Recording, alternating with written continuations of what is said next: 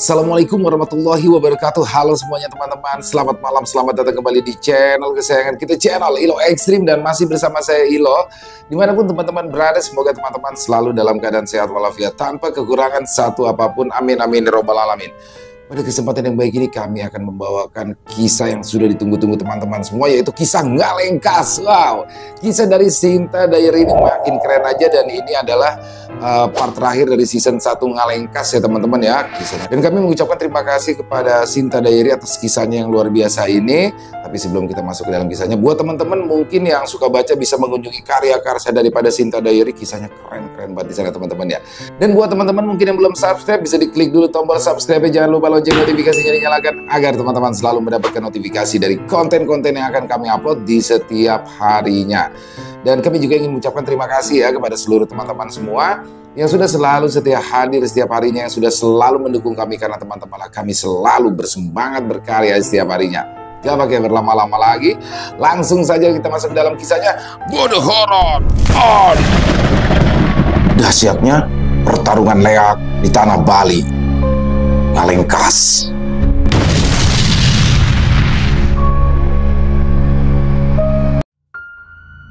Kota Kubu kini menjadi lebih aman. Tidak ada lagi bandit yang meresahkan di jalur jalan Kubang. Keberhasilan Wayan dan rombongannya juga disambut hangat oleh para warga kota. Mereka seperti pahlawan bagi para pedagang khususnya. Banyak dari para pedagang dengan sukarela memberikan hadiah, tepuk tangan yang bersautan mengiringi rombongan Wayan. Meskipun tujuan Wayan bukan itu, tapi Wayan tidak menolak kebaikan para pedagang yang memberikan hadiah. Setelah mendapatkan hadiah dari pekerjaannya, Wayan secara diam-diam kembali ke Sanggar Yama. Beberapa buntalan karung dibawa oleh anak buah Wayan dan langsung menuju ke restoran Ajo. Amon menyadari ada yang disembunyikan oleh Wayan, tapi dia pura-pura tidak tahu. Namun diam-diam ia menyelidiki apa yang dilakukan Wayan di luar sanggar. Malam itu, Amon keluar dari bar di mana Wayan sebelumnya menerima misi malam yang begitu sepi. Jalanan di sekitaran klub Ketu begitu sepi. Amon menyadari ada seseorang yang mengikutinya dari belakang dan langsung refleks menyerang. String, strang. Siapa kau? Berani-beraninya mengikutiku diam-diam, tegas Amon. Di balik kelamnya malam muncul sosok yang dimaksud. Amon, apa yang kau cari? Yang kau? Katakan apa yang kau cari. Apa kau mendapatkan suatu informasi? Aku tidak mau melakukan ini, tapi karena kau selalu memata-mataiku, aku menjadi tidak nyaman. Sering. Yan, apa yang ingin kau? Jangan lakukan ini. Sering. Amon juga mencabut senjatanya. Situasi macam apa ini? Apakah Wayan benar-benar akan menargetkan Amon? Sepertinya Wayan sudah mulai kehilangan akalnya. Apa yang akan terjadi dengan mereka? Setelah menyelesaikan misi di kota Kubu, Wayan dan rombongannya kembali ke kota Kubu. Namun belakangan ini Amon, seorang rekan yang sudah lama mengenal Wayan di Sanggar Yama, mulai menyadari perubahan dari sikap Wayan. Ia merasa ada sesuatu yang tak beres dalam perilaku Wayan yang belakangan ini semakin menyimpang dan mencurigakan. Meski pada awalnya ia ragu, Amon akhirnya memutuskan untuk menyelidiki lebih jauh, berharap bisa menemukan apa yang sebenarnya dilakukan oleh Wayan. Malam itu, Amon menyelinap dengan hati-hati ke bar yang sebelumnya Wayan datangi. Ia berusaha mengumpulkan petunjuk yang bisa menjelaskan perubahan Wayan. Namun Amon tak tahu bahwa Wayan sudah merasakan Amon selalu memata-matainya. Saat Amon kembali dari bar malam itu, Wayan tiba-tiba muncul dengan wajah dingin dan tajam. Pertarungan ringan langsung terjadi. Keduanya sama-sama tidak menahan diri. Setelah beberapa jurus mereka layangkan, mereka kembali berbicara. Amon, apa yang kau lakukan di sini? Informasi apa yang kau dapatkan? Suara Wayan terdengar tenang tapi syarat dengan ancaman. Aku hanya ingin tahu, Wayan, sikapmu belakangan ini berubah. Kau tahu, aku tak punya niat buruk. Aku hanya khawatir, apakah kau masih memakan daging manusia? Wayan, hentikan tindakan menyimpangmu ini. Amon mencoba menjelaskan. Amon, aku sudah pernah mengatakan padamu, jangan pernah berani mengatur, apalagi memata-mataiku. Aku sudah cukup diam dengan apa yang kau lakukan. Tapi kali ini kau sudah terlalu jauh, Amon, ucap Wayan. Wayan, ingatlah siapa dirimu. Kau adalah orang baik. Aku tidak ingin kehilangan sosok sepertimu, seperti halnya Gusti. Jadi tolong, demi Bade, Muding dan Putu. Apa urusanmu, Amon? Kau hanyalah rekan baru yang belum lama aku kenal. Bahkan Badai dan yang lainnya pun tidak pernah berani menasihatiku. Wayan yang sudah tersulut amarah menolak mendengar penjelasan Amon. Ia merasa dihianati. Seolah-olah Amon meragukan kemampuannya. Tanpa berpikir panjang, Wayan mengeluarkan energi mistisnya bersiap untuk menyerang. Kau pikir aku tak tahu niatmu, Amon? Kau menganggap aku seperti penjahat. Ngah, lengkas! Wayan membentak, tubuhnya mulai diselimuti aura api merah karena kekuatannya yang dahsyat saat bertransformasi menjadi sosok ayam bulu api, binatang spiritual yang sangat kuat dan ditakuti. Wayan, aku tidak mau hal ini terjadi. Aku hanya melakukan ini demi dirimu. Jangan kelewatan, Wayan. Ngah, lengkas! Amon tahu pertarungan ini tak bisa dihindari. Dengan nafas berat dan penuh ketegangan, ia memanggil kekuatannya Amon yang dijuluki Jala, mulai berubah wujud menjadi kala jengking hitam, binatang spiritual yang lincah dan penuh dengan racun mematikan. Kedua pendekar leak itu pun bertarung dengan sengit. Wayan dalam wujud ayam bulu api melesat maju dengan sayapnya yang berkobar. Setiap gerakannya meninggalkan jejak api di udara. Serangannya cepat dan juga mematikan. Amon menghindar dengan lincah, menggunakan ekor kalajengking yang beracun untuk menyerang balik. Pertarungan mereka begitu brutal, seolah setiap pukulan adalah nyawa yang dipertaruhkan. Wayan, cukup! Wayan tidak memperdulikan Amon. Ia sudah kesetanan, menjadi begitu gemar bertarung tanpa memperdulikan apapun. Suara dentuman dan ledakan energi mereka membangunkan seluruh penghuni Sanggar Yama. Para pemain lainnya hanya bisa menyaksikan dengan ngeri, takut untuk ikut campur. Tak seorang pun berani mendekat karena kekuatan kedua pendekar itu sudah jauh di luar kemampuan mereka. Tapi ada dua orang yang berani mendekat, ya mereka adalah Muding dan Putu. Apa yang mereka lakukan? Entahlah nih, aku rasa Wayan sekarang sudah mulai agak tersinggung dengan apa yang dilakukan Amon akhir-akhir ini. Sudah pasti pertarungan ini tidak bisa dihindari. Ayo, kita hentikan mereka, Putu. Kau ini merepotkan ini pasti. Namun saat Muding dan Putu ingin bertindak, di tengah hiruk pikuk itu muncul sosok pemilik sanggar, Bos Oman. Akhirnya ia muncul dengan cepat. Ia membaca situasi. Bos Oman tahu bahwa jika pertarungan ini dibiarkan berlanjut, keduanya bisa saling membunuh. Maka ia memutuskan untuk turun tangan. Ngah, lengkas! Bos Oman menggerakkan seluruh kekuatan spiritualnya. Tubuhnya perlahan berubah menjadi beruang darah. Binatang spiritual yang sangat kuat. Aura merah darah menyelimuti tubuhnya, membuat seluruh area seolah tenggelam dalam bayang-bayang kematian. Dengan langkah tegas, ia mendekat ke arah dua pendekar yang masih bertarung dengan sengit. Serap, bedar! Cukup! Bos Oman berteriak dengan suara yang mengguncang tanah. Suaranya membawa tekanan yang memaksa Wayan dan Amon berhenti. Bahkan dalam kondisi marah, mereka tahu untuk tidak menantang Bos Oman dalam wujud beruang darah. Ia lebih kuat dari siapapun di Sanggar Yama. Badai sekalipun sangat menghormatinya. Kalian pikir ini tempat apa? Sanggar Yama bukan tempat untuk pertempuran berdarah antar sesama pemain. Kalian telah melanggar kehormatan Sanggar. Bos Oman menatap tajam keduanya. Amarahnya jelas terlihat. Keduanya terdiam, kembali ke wujud manusia. Meski masih tersisa niat membara dalam hati, Wayan dan Amon tidak berani membantah Bos Oman. Dengan tangan terkepal, Wayan menunduk, menahan amarah yang tersisa, sementara Amon hanya memandangi tanah, menyadari niat baiknya telah disalahartikan. Kita semuanya saudara di sini. Terlepas dari apa yang telah terjadi, Wayan, kendalikan emosimu. Aku tidak pernah melarangmu untuk terus memakan daging manusia.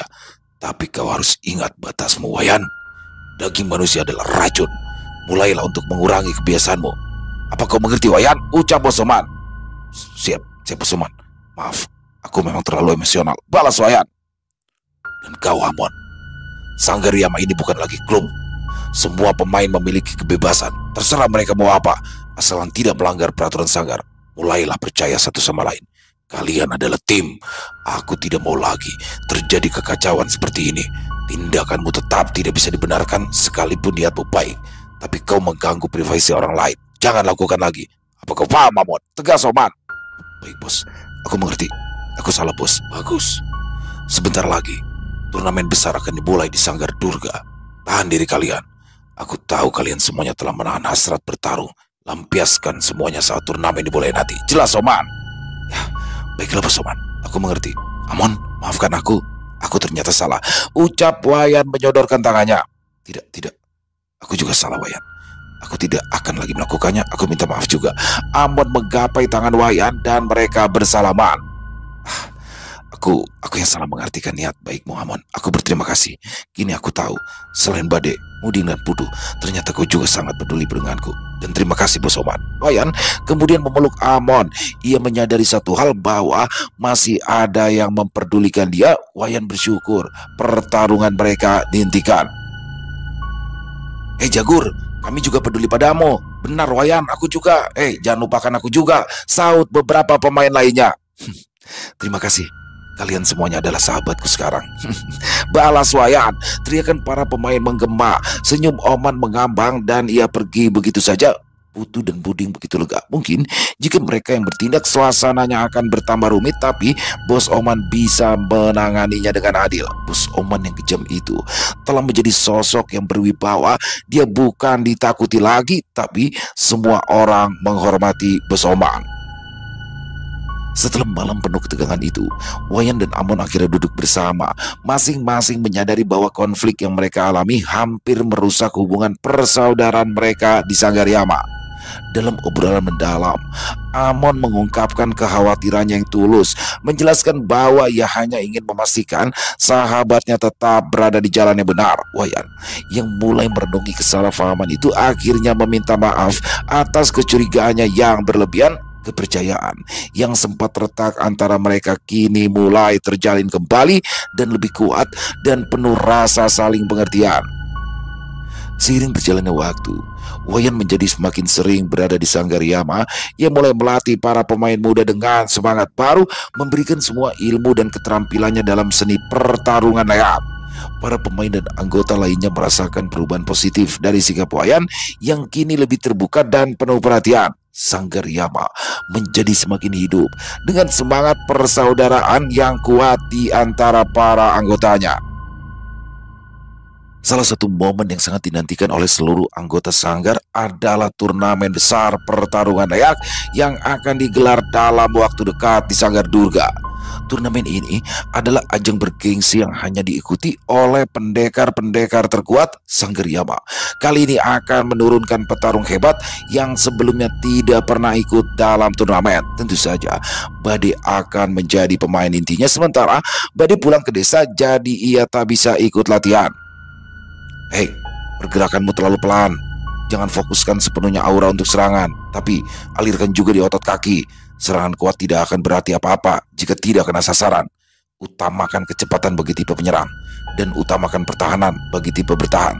Tapi saat duel individu, kalian harus bisa fokus dalam semua hal, menyerang dan bertahan. Ingat, kecepatan adalah hal yang utama. Tapi lihat musuh kalian juga, analisis musuh kalian, dan mulailah fokus dengan kelemahan lawan. Terang, Wayan. Sepertinya Wayan lebih cocok jadi instruktur, ucap Putu. Lebih cocok dari siapa, Pudu? Katakan saja, aku dan Wayan jelas memiliki pengalaman yang berbeda. Wayan itu jauh lebih memahami dalam aspek latihan dan bertarung karena Wayan terbangkitkan dari usaha kerasnya. Beda denganku yang mendapatkan kemampuan dari turunan. Balas Muding. Bisa dipahami itu, Ding. Latihan demi latihan pun berlangsung semakin keras. Wayan dengan pengalaman dan kekuatannya memberikan latihan yang berat namun terarah untuk para pemain. Ia mengajarkan teknik bertahan yang kokoh serta serangan yang mematikan dalam pertarungan leak.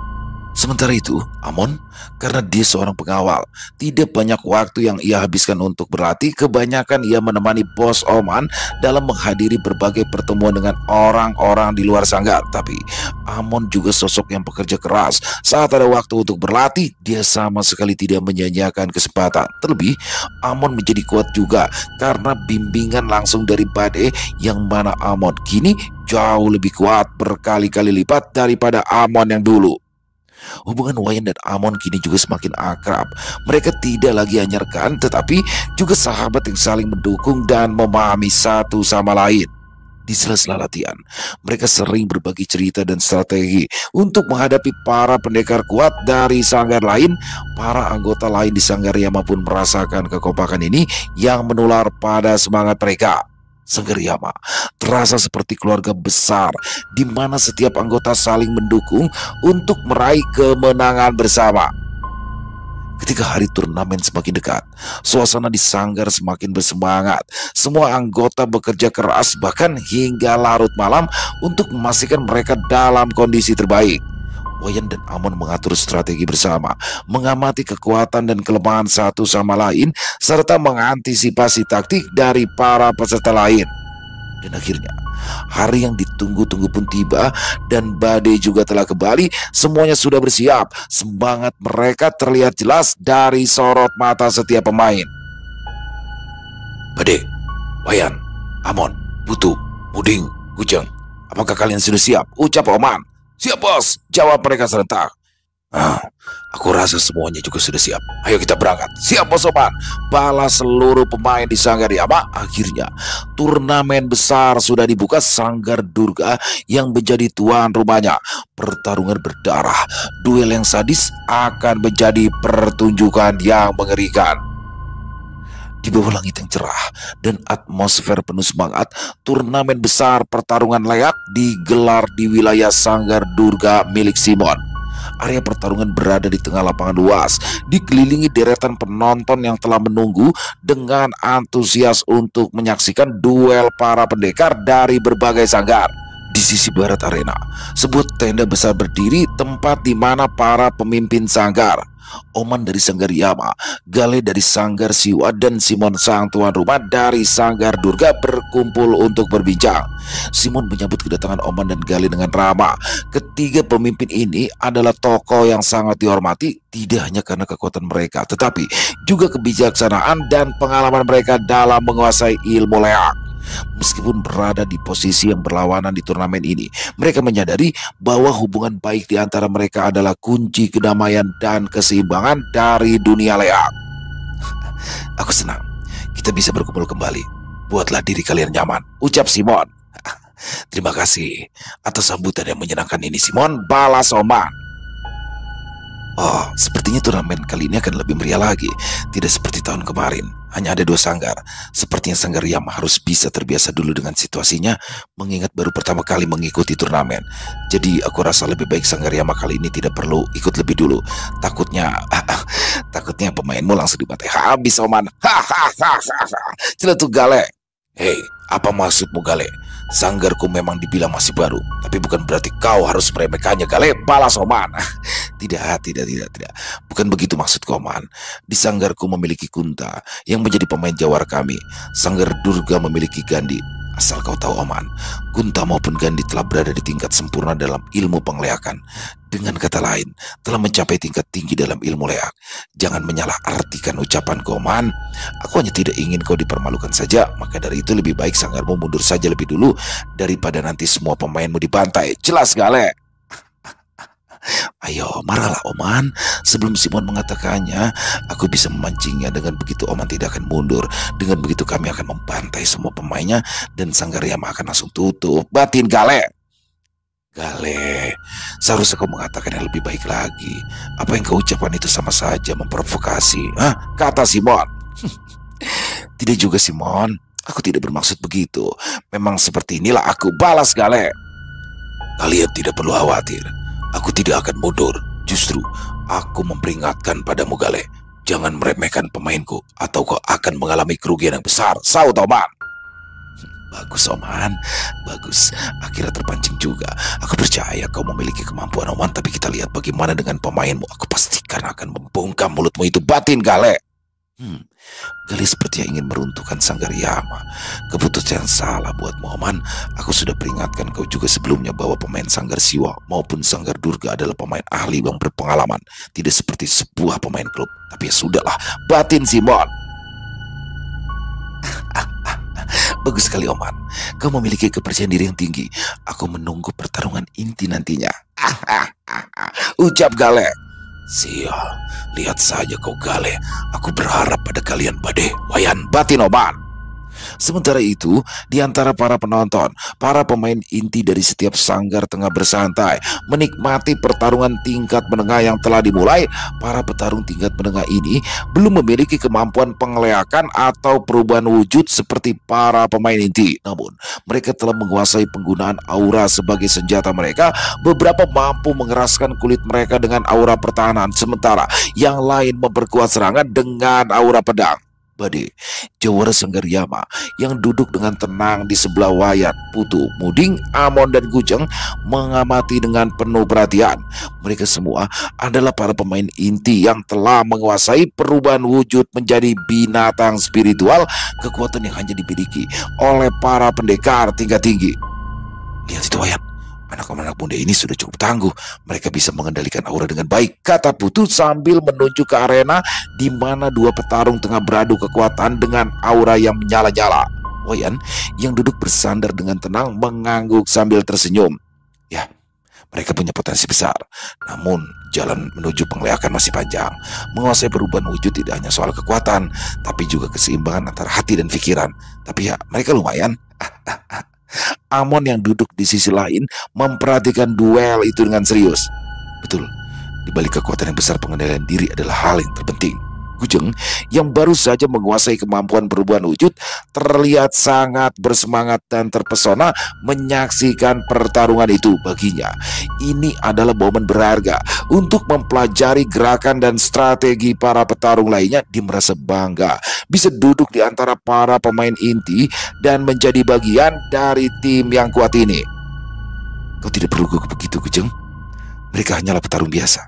Tentunya, jika kau yang ada di sana, semuanya bisa kau kalahkan dengan mudah, ucap Bade.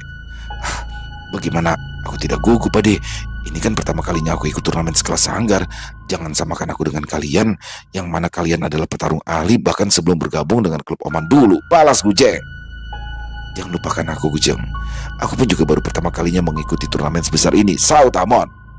Jujur saja, kami semua juga sebenarnya baru mengikuti turnamen Sanggar. Kami itu hanyalah pemain desa, Muding menegaskan. Meskipun begitu, pengalaman kalian yang sudah tinggi, balas Gujeng. Di sisi lain, di tempat pemain inti Sanggar Siwa yang mana ada lebih dari 10 pemain inti dan satu yang terkuat atau jawara di sanggar tersebut, Gunta. Dia adalah pemain senior dan juga manajer dan juga kepercayaan pemilik Sanggar Siwa, yaitu Gale. Bagaimana menurutmu dengan Sanggar Yama, manajer?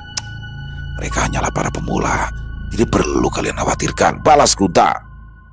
Tapi yang aku dengar, Wayan cukup kuat. Dia berhasil membasmi bandit di Jalan Kubang hanya dengan beberapa pemain menengah. Dan katanya, orang yang bernama Bade adalah jawara di Sanggar Yama. Apakah kau tahu sesuatu tentang mereka, Gunta? Wayan, mungkin bisa dipertimbangkan. Begitu juga dengan Amon. Tapi Bade mungkin saja tidak sesederhana itu. Tapi Sanggar Yama masihlah kekurangan petarung berpengalaman. Tetap fokus dengan Sanggar Durga. Gandhi akan menjadi urusanku. Kalian hanya perlu fokus dengan yang lainnya. Dan ingat, saat berhadapan dengan Sanggar Yama nanti, pastikan kalian buat pemain mereka cacat. Lebih dari itu tidak masalah. Tunjukkan bahwa turnamen Sanggar bukanlah pertarungan klub, tegas Gunta. Ya, aku mengerti, manajer. Di bilik para pemain inti Sanggar Durga juga telah berkumpul setidaknya lebih dari 10 pemain inti Gandhi yang dipercaya oleh Simon untuk memenangkan turnamen. Bukankah Sanggar Yama terlalu cepat mengikuti turnamen? Mereka hanya akan dibantai, terlebih mereka hanya punya 6 pemain inti. Ya, aku setuju denganmu. Oman sungguh ambisius. Jika dia kehilangan 2 pemain inti saja, Sanggarnya bisa gulung tikar. Jangan meremehkan Sanggar Yama, bos. Kita mengakuinya, para pemain Sanggar Yama tidak bisa dianggap remeh. Jangan pernah menahan diri saat melawan Sanggar Yama. Kita tuan rumah sekarang dan kita harus menang, ucap Gandhi. Pertarungan antar pemain tingkat menengah masih terus berjalan. Suara pembawa acara terdengar menggema memperkenalkan 2 petarung berikutnya yang akan bertarung di arena. Para penonton bersorak-sorai memberi semangat pada kedua petarung muda yang berhadapan dengan tatapan penuh determinasi. Duel berlangsung sengit. Kedua petarung menampilkan kemampuan terbaik mereka dalam penggunaan aura untuk memperkuat serangan dan pertahanan. Sementara pertarungan itu berlangsung, Wayan dan rekan-rekannya memperhatikan dengan cermat, sesekali memberikan komentar tentang strategi dan teknik yang digunakan para petarung. Bagi mereka, ini bukan hanya hiburan, tetapi juga pelajaran yang berharga. Setiap gerakan, setiap penggunaan aura adalah kesempatan untuk mempelajari hal baru dan mengevaluasi diri.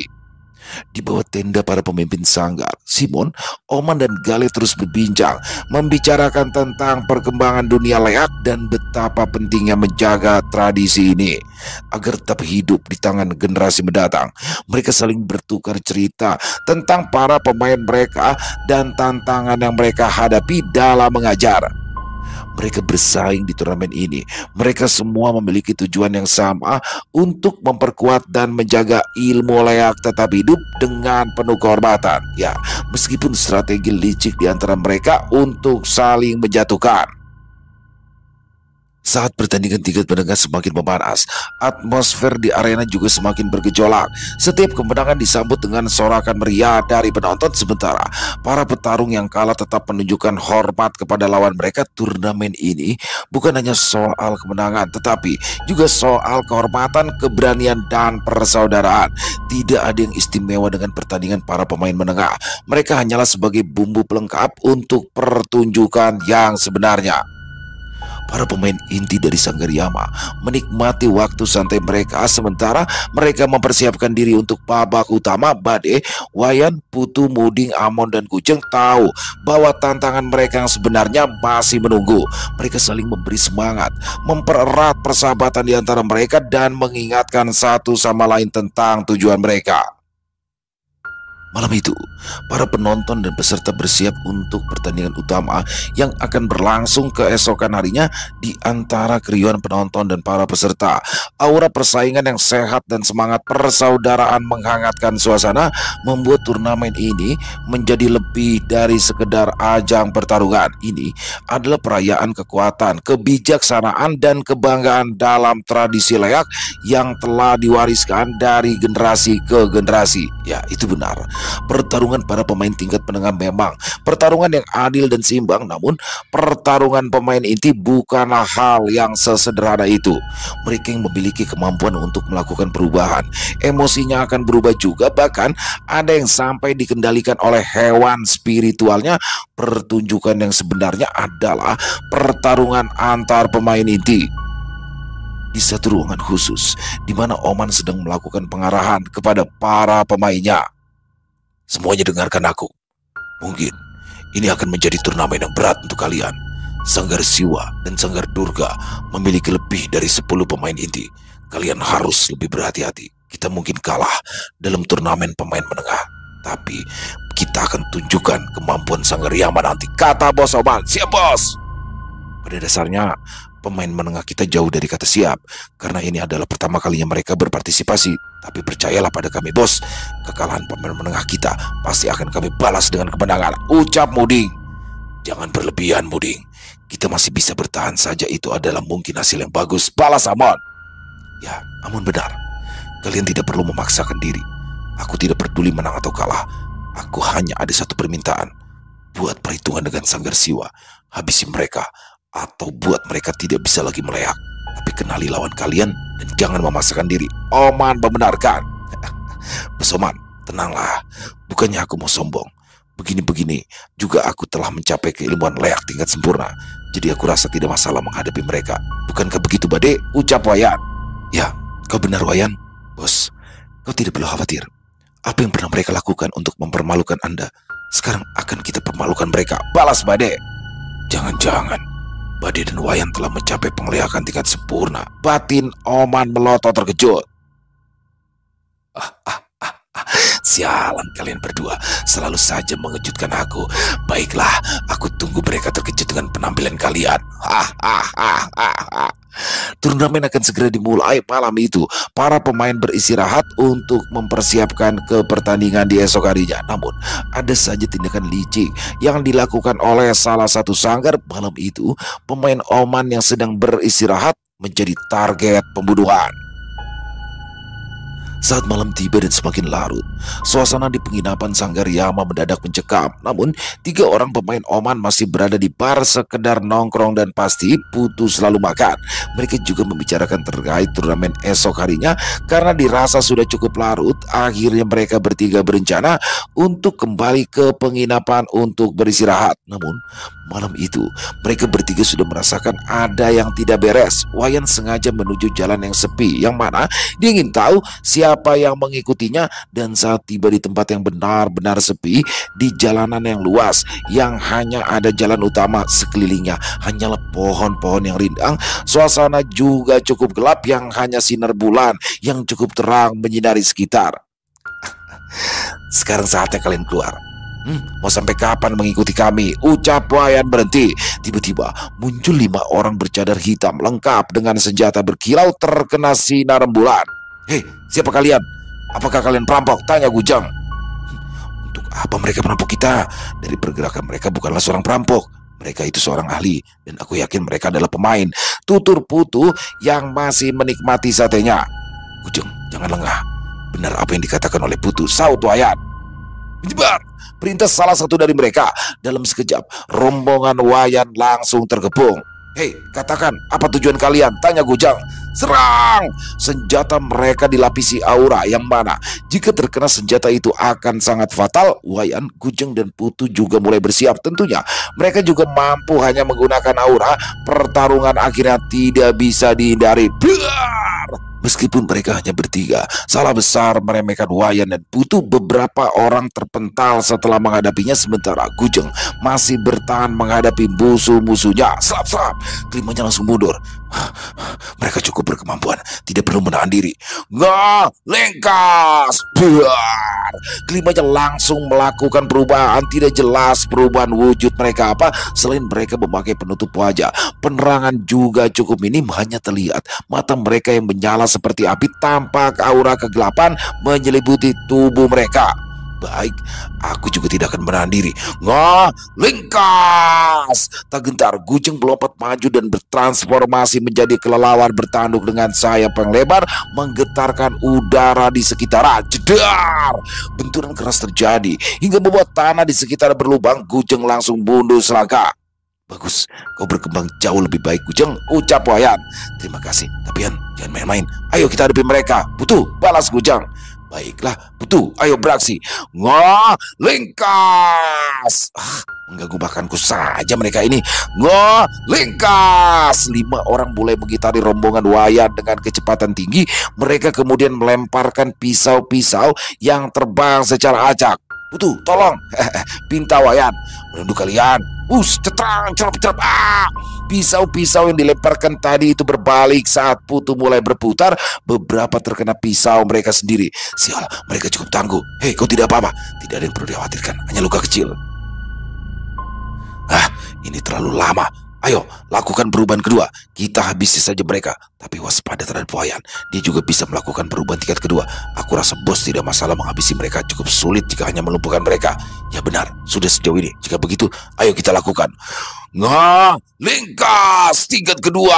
Bedar! Kelima orang tersebut langsung berubah ke tingkat kedua.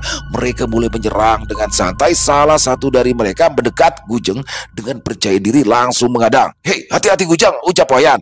Ya, aku tidak akan semudah itu Namun lawan yang dihadapinya adalah pemain inti dengan kemampuan penglihatan tingkat kedua jauh lebih berbahaya daripada yang ia bayangkan. Dalam hitungan detik, Gujang menerima serangan telak yang membuatnya terjatuh dengan luka yang parah.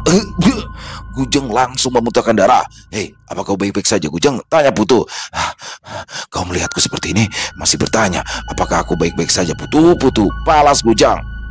Aku sudah bilang, kau terlalu ceroboh, Gujang. Istirahatlah dulu, serahkan mereka kepada kami. Ngah, lengkas! Jagur ayam bulu api, bedar! Ngah, lengkas! Tingkat kedua, jegal kura-kura ekor piton ungu, bedar! Energi yang sangat kuat. Wayan dan Putu memang jawara hebat. Tekanan mereka berdua sungguh mengerikan. Batin Gojang Wayan berubah menjadi sosok ayam bulu api. Tubuhnya menyala dan bersinar di kegelapan malam, melawan ketiga lawan sekaligus dengan serangan cepat dan mematikan. Jedar! Sementara itu, Putu mengambil wujud kura-kura ekor piton ungu dengan cangkang yang kuat dan ekor yang meliuk ganas, menghantam dua lawan lain dengan kekuatan penuh. Jedar! Sial, mereka berdua sangat kuat. Kau bilang hanya Wayan yang bisa melakukan perubahan tingkat kedua, tapi si gendut itu ternyata juga bisa melakukannya. Mana aku tahu, informasi mengatakan hanya Wayan dan Bade yang mampu melakukan perubahan tingkat kedua. Ayo kita kabur. Bagaimana dengan mereka? Sudah, tinggalkan mereka dan kita lapor kepada bos tentang ini. Baiklah, serap. Hei, kalian pikir bisa kabur dariku? Ucap Wayan. Sudah, biarkan mereka, Yan. Mereka tidak akan selamat, balas Putu. Oh, benar juga. Mereka pasti sudah terkena racun piton ungu. Semoga mereka tiba lebih cepat di markas mereka. Dengan begitu, duar, kembang api menyala. Pasti seru, kata Wayan. Skuad ini kan mereka berdua. Aku sungguh masih sangat jauh, batin Gujang. Apa yang akan kita lakukan pada mereka, Yan? Tanya Putu. Ayo bawa mereka. Mungkin Bos Oman tahu siapa mereka. Akan aku hancurkan siapa yang berani menjenguk kita, balas Wayan. Putu segera mengangkat Gujeng yang terluka dan Wayan membawa ketiga penyerang itu ke penginapan untuk diinterogasi. Namun begitu mereka sampai, hal aneh terjadi. Ketiga penyerang yang tertangkap mulai meronta-ronta dan dalam hitungan detik mereka semua tewas dengan cara misterius tanpa sempat memberikan satu kata sebagai jawaban. Mereka kenapa, Yan? Tanya Putu. Entahlah, balas Wayan. Apa jangan-jangan mereka terkena racun apimu, Wayan? Tidak, aku tidak pernah lagi menggunakan racun apiku kecuali terdesak. Mereka tiba-tiba saja kejang lalu tewas. Oman segera datang dan Wayan menjelaskan semuanya yang telah terjadi. Ini bukan kebetulan. Mereka memang bukan perampok, katanya dengan suara rendah namun tegas. Apakah Bos Oman tahu siapa mereka bertiga? Tanya Wayan. Tidak, mereka tampaknya dilindungi oleh mantra rahasia untuk memastikan tidak ada informasi yang bisa keluar dari mereka. Atau mungkin suatu kutukan saat mereka tertangkap, mereka akan langsung tewas. Seharusnya kau tidak membiarkan dua lainnya kabur, Wayan, kata Oman. Ya, aku rasa mereka berdua juga tidak akan selamat, Bos. Keduanya sudah terkena racun piton ungu. Mereka pasti akan langsung meledak sebelum sampai di markas mereka, jelas Wayan. Bade, Muding, Amon, dan pemain lainnya tiba setelah mengetahui Kujang terluka parah.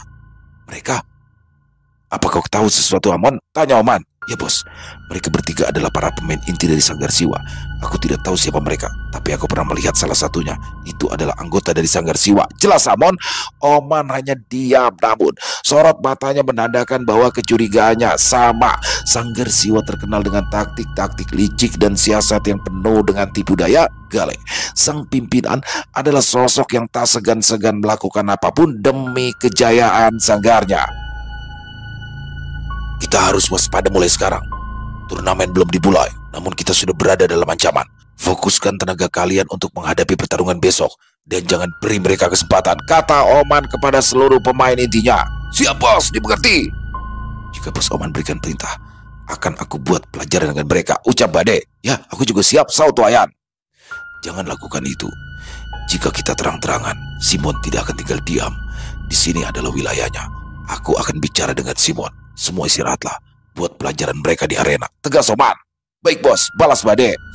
Lihat saja besok akan aku hancurkan mereka, kata Wayan. Sementara itu, kedua sosok yang lolos ternyata telah tiba di lokasi mereka.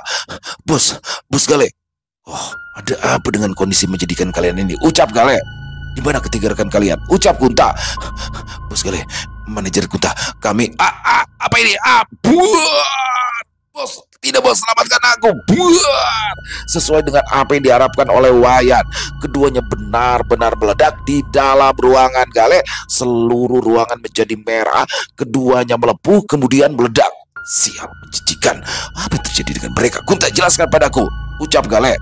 Maaf bos, aku juga tidak tahu, tapi darah mereka ini seperti tercampur cairan ungu. Jangan-jangan ini adalah racun dari piton ungu, balas Kunta.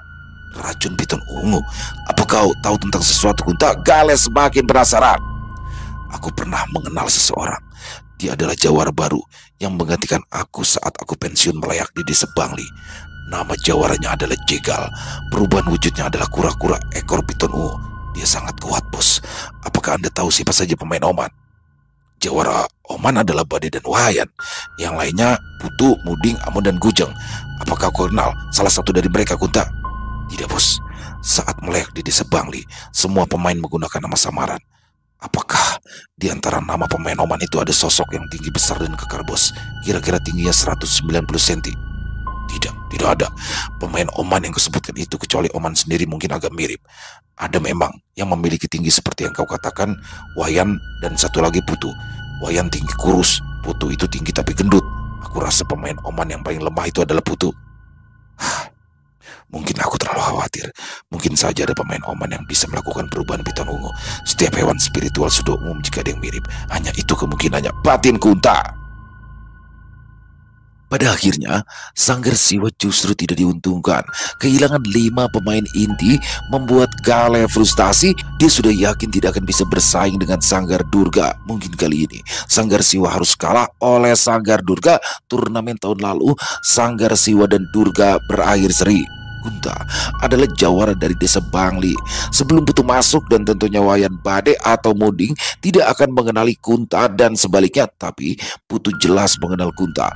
Dengan perubahan fisik jegal, mungkin Kunta tidak akan mengenalinya. Namun pertunjukan turnamen yang akan dimulai akan banyak kejutan yang membuat kedua sanggar harus menghormati Sanggar Yama. Ketegangan memuncak malam itu. Dengan suasana yang semula riuh berubah menjadi penuh kecurigaan dan amarah. Oman yang mendatangi Simon malam itu merasa muak dengan cara Sanggar Siwa menjalankan strategi licikan. Namun tidak ada cukup bukti untuk menghentikan pertandingan. Saat Simon mengusulkan pengunduran turnamen pertandingan inti, Oman melihatnya sebagai satu-satunya cara untuk menenangkan suasana. Namun ketegangan masih terasa mengalir. Dalam pertemuan hari itu, di pagi harinya, diskusi yang diadakan untuk membahas kelanjutan turnamen malah berubah menjadi ajang saling tuduh. Oman yang merasa Sanggar Yama telah diserang secara terang-terangan tak bisa menahan emosinya dan menuding Gale sebagai dalang dari serangan tersebut. Gale hanya tertawa dingin dan menyangkal dengan kata-kata yang lincik. Aku tahu semua itu ulahmu, Gale. Akui saja apa tujuanmu menyerang pemainku, ucap Oman. Oman, jika aku ingin menyerangmu, aku tak akan melakukannya dengan cara bodoh seperti itu. Mungkin ada pihak lain yang ingin mengadu domba kita. Tidak perlu berkelit kau, Gale. Yang menyerang pemainku adalah pemainmu. Oman, tuduhanmu tidak bisa dibenarkan. Apa kau memiliki bukti? Sudah. Kita undur saja turnamennya. Seperti memang ada tidak beres, saut Simon. Diskusi pun akhirnya menemui jalan buntu dan pertandingan harus diundur. Di tengah suasana yang semakin tegang, Simon mengutus 3 pemain kepercayaannya untuk menyelidiki pergerakan Sanggar Siwa, berharap dapat menemukan bukti kuat yang bisa mengungkap niat tersembunyi Gale. Namun hal tak terduga, ketiga pemain yang ditugaskan oleh Simon tak pernah kembali. Kabar kematian mereka menyebar dengan cepat dan Sanggar Durga diliputi amarah. Ketiganya ditemukan tewas dengan luka-luka yang mencurigakan dan Oman merasakan ketegangan yang makin mengarah padanya. Gale dengan liciknya berhasil memanfaatkan situasi ini. Tudingan pun perlahan-lahan diarahkan ke Sanggar Yama yang membuat suasana semakin panas. Sementara itu, Kunta, tangan kanan Gale, tetap bersembunyi di balik bayangan menyaksikan kekacauan yang ia ciptakan dengan senyum penuh kepuasan. Simon pasti tidak percaya begitu saja dengan tuduhan itu. Tapi Gandhi, jawara Sanggar Durga, sudah terlanjur tersulut emosi. Tanpa peringatan, serangan dari para petarung Sanggar Durga meletus di luar arena atas perintah dari Gandhi. Pemain inti dari Sanggar Yama yang berada di penginapan langsung dikepung oleh para petarung dari Durga yang murka. Mereka menyerang tanpa ampun, penuh dendam untuk para rekan mereka yang tewas. Pertarungan itu pun meluas, melibatkan para pemain menengah dari ketiga sanggar yang ikut-ikutan terpancing dalam konflik. Apa yang awalnya hanya menjadi persaingan di arena kini berubah menjadi peperangan besar di luar turnamen. Wayan dan Putu berusaha mempertahankan diri di tengah keributan. Mereka bertarung mati-matian melawan serangan yang datang bertubi-tubi dari berbagai arah. Wayan dalam wujud ayam bulu api mengepakkan sayapnya yang membara, menyapu musuh yang mendekat dengan nyala api yang berkobar. Putu dalam bentuk kura-kura ekor piton bertahan dengan cangkangnya yang keras, memutar-mutar ekornya untuk menghantam lawan-lawannya. Namun Di tengah kepungan itu, tak bisa dihindari bahwa beberapa rekan dari Sanggar Yama yang lebih lemah ikut jatuh menjadi korban dalam kekacauan itu. Sementara itu, di pihak Sanggar Siwa, Kunta menonton pertarungan tersebut dari tempat persembunyiannya. Ia telah berhasil memicu perselisihan antara Sanggar Yama dan Sanggar Durga sesuai dengan rencana Gale. Namun, kegembiraannya itu tak berlangsung lama ketika Simon, pemimpin Sanggar Durga, tiba-tiba muncul dan langsung membongkar rencananya. "Aku tahu ini ulahmu, Kunta. Beraninya kau membunuh anak buahku dan mengadu domba kami," tegas Simon. "Wow, aku sungguh kaget ternyata kau ada di sini, Simon.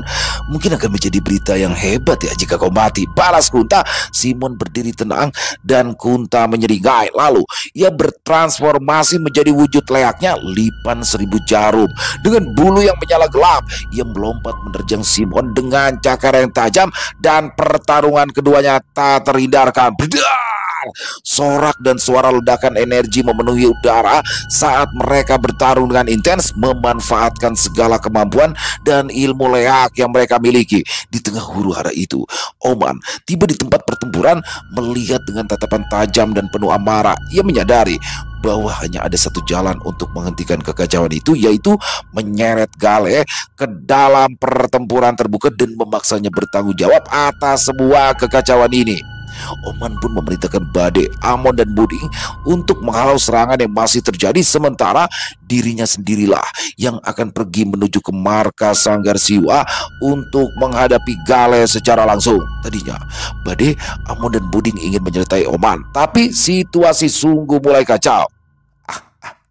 "Kau datang juga, Oman," ucap Gale. "Aku tahu semua ini ulahmu, Gale. Entah apa yang kau mainkan. Karena sudah sampai sejauh ini, maka kali ini sudah saatnya kau menerima pembalasan akan kematian anakku, Gale. Kau tidak perlu berkelit. Semuanya sudah jelas. Dan aku tidak butuh bukti-bukti untuk itu," balas Oman. "Lengkas!" Gale hanya tertawa, lalu berubah menjadi sosok layaknya seekor ular kepala merah dengan sisi kita berkilauan. Matanya menyala merah. Lengkas! Oman pun berubah menjadi beruang darah. Tubuhnya diselimuti energi merah pekat yang berkilauan. Duel di antara keduanya menjadi puncak dari perseteruan yang meletus, membawa energi yang sangat dahsyat hingga menggetarkan seluruh bangunan di sekitar mereka. Pertarungan di luar arena berubah menjadi ajang pertunjukan kekuatan yang brutal, melibatkan para pemimpin dan pemain inti dari ketiga sanggar. Keberanian, strategi, dan pengkhianatan bercampur dalam satu pertempuran yang memecah belah ketiga sanggar tersebut. Para pemain menengah yang pada awalnya hanya menjadi saksi malah ikut terlibat dalam konflik yang semakin memanas, dengan korban jiwa terus bertambah di kedua pihak. Namun di balik kekacauan itu, kebenaran pun semakin terkuak. Amon mulai menemukan bukti-bukti yang menunjukkan keterlibatan Gale dan Kunta dalam rencana licik ini. Dalam satu pertarungan terakhir, kebenaran pun mulai terungkap. Sanggar Durga akhirnya menghentikan serangannya terhadap Sanggar Yama. Dengan kekuatan terakhirnya, Oman berhasil menjatuhkan Gale.